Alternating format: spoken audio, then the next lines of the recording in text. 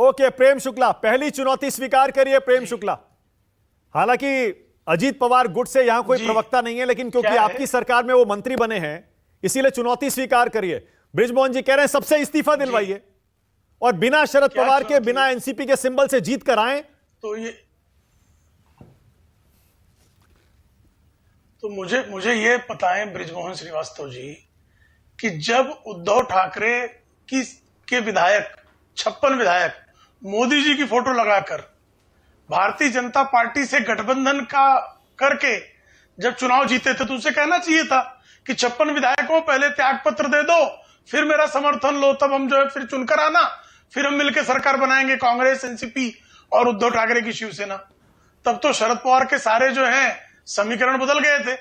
चुनाव लड़ना जो है वो भारतीय जनता पार्टी के साथ और सरकार बनाना एनसीपी और कांग्रेस के साथ। तब तो इनकी नैतिकता जो है वो पता नहीं कहां चली गई थी। आज इनकी नैतिकता जाग गई है। नैतिकता जो है वो अवसरवादी नहीं होती है। नैतिकता है तो सब मामले में नैतिकता है, नहीं है तो कहीं नहीं है। तो ये जो विधायक हैं इन्होंने एक निर्णय लिया है और मेरा तो मानना है कि शरद पवार बगावत कर रहे हैं।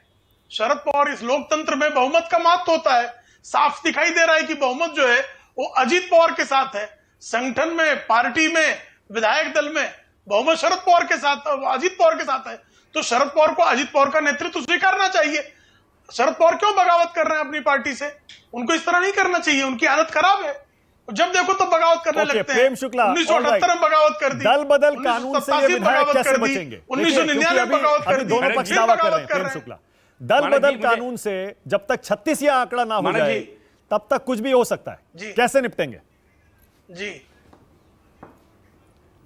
वो तो उनको देना है ना सामने। तो जब विधानसभा अध्यक्ष के पक्ष सामने दोनों अपना पक्ष रखेंगे और विधानसभा अध्यक्ष संविधान के अनुकूल निर्णय लेंगे।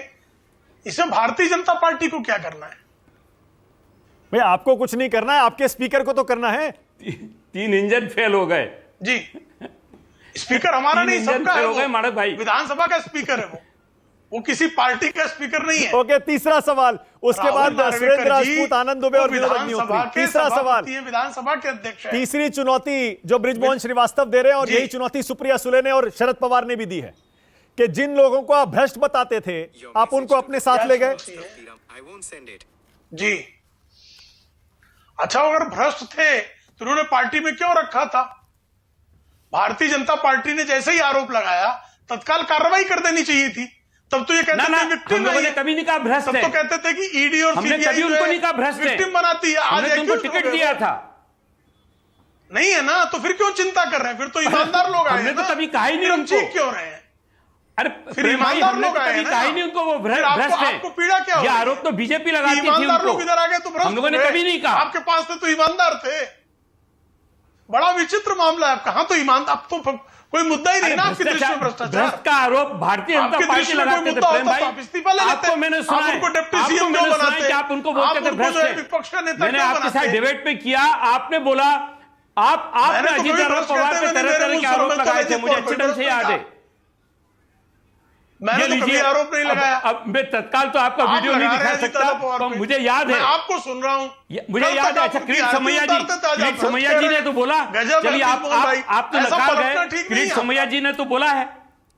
इतना पलटना ठीक नहीं है आपका। ऐसा मैं पलट रहा हूं, आरोप आप लगाए। एक सवाल और, ऑलराइट, एक सवाल और, एक सेकंड ऐसे रखिए स्क्रीन पर, दोनों को स्क्रीन पर रखिए।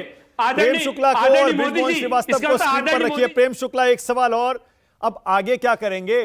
आगे की स्ट्रैटेजी क्या है मुझे ये बताइए। चलिए, आपने दल बदल पर कह दिया स्पीकर फैसला करेंगे, लेकिन दल बदल के अलावा भी और भी चुनौतियां हैं।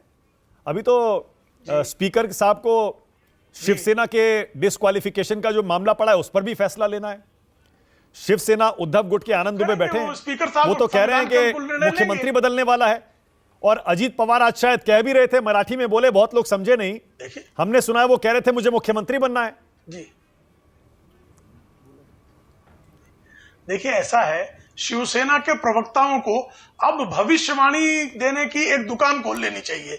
तमाम तरह की भविष्यवाणी हम लोग सुन रहे हैं। पिछले 3 वर्षों से इनके मुख्य प्रवक्ता नहीं भाई, मैं कह रहा हूं, इनकी भविष्यवाणियां तो हम लोग सुनते सुनते कान पक गया है। श्रीमान संजय राउत कह रहे थे हम 25 साल तक सरकार में रहेंगे। क्या हो गया साहब?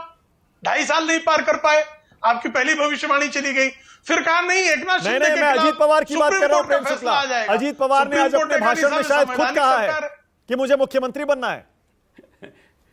आज प्रेम भाई मुद्दे पे बोल नहीं पा रहे हैं। उनकी मुख्यमंत्री बनने की अपेक्षा किसकी नहीं होती है? पार्टी का कैसे पक्ष हर किसी को मुख्यमंत्री बनने की अपेक्षा होनी चाहिए, इसमें अपराध क्या है? Okay, all right. वो तो उन्होंने ये भी कहा ना कि 2004 में शरद पवार ने उनको धोखा दिया।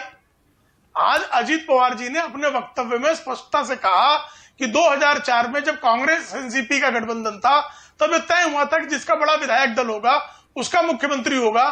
तब एनसीपी का बड़ा विधायक दल हुआ था, लेकिन अजीत पवार मुख्यमंत्री न बने। सबको स्क्रीन पर लाइए। सुरेंद्र राजपूत कांग्रेस